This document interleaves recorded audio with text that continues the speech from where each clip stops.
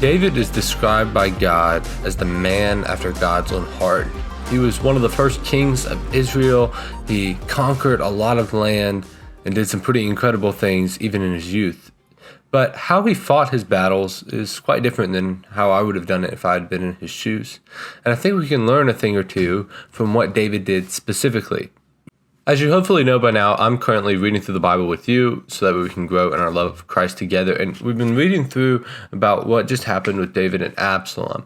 To kind of set the stage, Absalom's his son, and instead of serving David faithfully and lovingly, he instead started a civil war within Israel to take the throne for himself. The ironic part of this is that Absalom probably would have become king or could have become king if he had just waited, but instead he tried to take things into his own hands. This is how David describes it whenever he's fleeing from Absalom in Psalm 55. My enemies shout at me, making loud and wicked threats. They bring trouble on me and angrily hunt me down. My heart pounds in my chest. The terror of death assaults me. Fear and trembling overwhelm me. I cannot stop shaking. To me, this is kind of comforting because I envision David as such a warrior. There were literally songs about him in his youth, that David has slain his thousands. We all know him for killing Goliath. We think of him as this incredible warrior, but yet when the battle comes, he's still scared. So we can be scared too.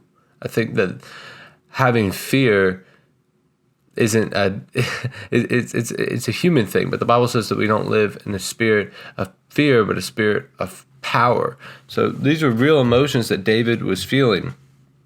But in verse 16 it says, "But I will call on God, and the Lord will rescue me. Morning, noon, and night I cry out in my distress, and the Lord hears my voice." See, Absalom, he took the will of God into his own hands and tried to execute it as he saw fit. Absalom wanted to become king. He manipulated the people of Israel, and then he started a civil war. David, he never wanted the kingship. The kingship came to him in a field, and then he waited for years before he was finally anointed to become king. In the same way, we see that when people attack David, he typically doesn't immediately attack them back. He goes out, seeks the Lord, and waits for him to show up, and then he makes his assault. In a lot of ways, our spiritual battle can be done the same way.